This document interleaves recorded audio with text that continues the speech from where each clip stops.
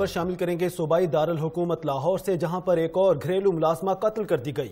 थाना फैसल टाउन के इलाके में घरेलू मुलाजमा पुलिसदार तौर पर जाँ बहक 12 साल हिना इब्राहिम के घर में मुलाजमत करती रही थी और हिना की मौत स्विमिंग पूल में गिरने की वजह से हुई। मालिक मकान का इब्तदाई बयान सामने आ गया, जबकि पुलिस की इब्तदाई तफ्तीश के मुताबिक लड़की को कत्ल किया गया है। इसी पर मजीद बात करेंगे अपने नुमाइंदे मलिक मुश्ताक से। जी मलिक मुश्ताक, किस तरह से ये वाकया पेश आया, आगाह कीजिएगा। जी बिल्कुल, थाना फैसल टाउन के इलाके में घरेलू मुलाजमा की पुरस्कार जान भाग होने का ये मामला जो सामने आया है। 12 साल हिना बच्ची जो इब्राहिम के घर में मुलाजमत करती थी और इब्राहिम के मुताबिक बच्ची की मौत स्विमिंग पूल में गिरने की वजह से हुई।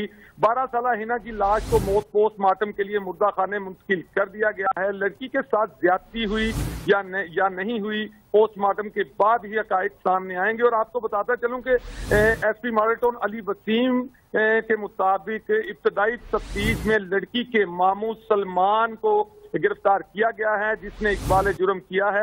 लेकिन उसके बावजूद पुलिस का ये कहना है कि पोस्टमार्टम रिपोर्ट के बाद ही असल मुहर्रकात सामने आएंगे कि बच्ची की मौत जो है वो किस वजह से हुई थी। जी, पुलिस का कहना है लड़की के मामू ने इकबाल जुर्म किया है। बहुत शुक्रिया मलिक मुश्ताक आपका।